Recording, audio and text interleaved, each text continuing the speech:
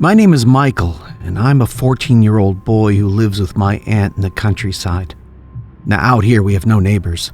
The closest place to my house is about 8 miles away. I always loved living out here because I've always liked the seclusion, and the road we live by is always dead at night, which makes for good sleep. Now, my aunt is always working the night shift, so this means I would be home alone pretty much every night. Long story short, I came home from school on a relatively crappy day. Thunderstorms and rain all day and all night, and spent my day playing video games and Snapchatting with my friends. At about 9 o'clock, my aunt came upstairs and told me she was heading off to her job. I was always fine with this because I like being home alone.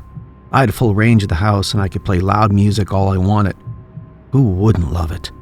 At about 11 o'clock, I had started feeling tired and laid down to watch some YouTube and go to sleep. And soon enough, I did.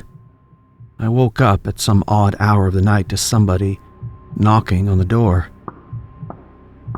I sat up and muttered, "What the hell?" I thought my aunt had got home from the night shift, and reluctantly I went to answer the door and, out of habit, checked the window beside the door to make sure it was her. But there was nobody there. I thought to myself, probably some stupid kids knocking on my door and running away. And I dismissed it at that and went back into my room. I checked my phone to realize it was 3 a.m. and the thought of teenagers ding-dong ditching my home was suddenly out of question, given that it was Wednesday and I basically lived in the middle of nowhere. Just as I was thinking, I heard a bang coming from the basement. I jumped up and tried to make up an excuse, like a noise of the thunderstorm, to calm me down. We always kept our basement door locked anyway, out of my aunt's paranoia and fear of someone breaking in. That's when I heard footsteps slowly creaking up the old wooden stairs in my basement.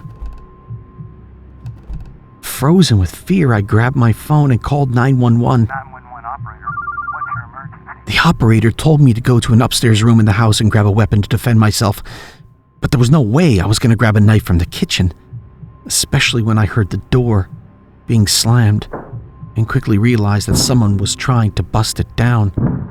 I jumped from my bed and closed my door quietly and hid in my closet like the 911 operator had told me to do. This was easily the scariest moment of my life, but suddenly, the banging stopped. But what comes next will haunt me for my whole life. Whoever it was screamed at the top of their lungs. But it wasn't a normal scream, it was an insane and disgruntled scream. And then I heard the basement door collapse. Now he was full out, screaming as he sprinted up the stairs. He went through all the rooms down the upstairs hallway, still screaming, until he reached mine. My door, unfortunately, didn't have a lock on it. When I heard him open my door, I was paralyzed with fear. I could see him through the shades of my closet. He was still screaming. Looking all over my room, even under my bed.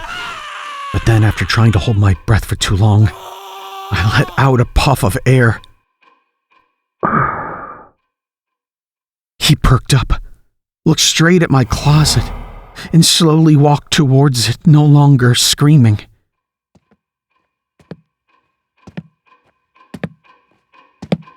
I couldn't even breathe at the moment, especially when he just stopped right in front of the closet door.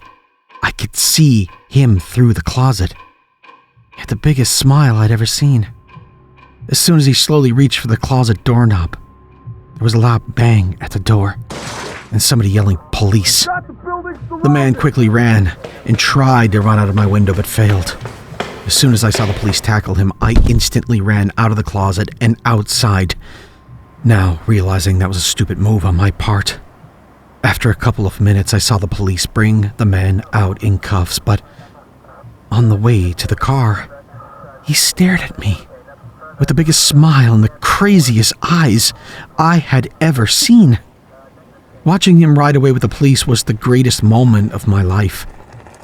What still haunts me today is the face he made as he was standing in front of my closet door, ready to do something horrible.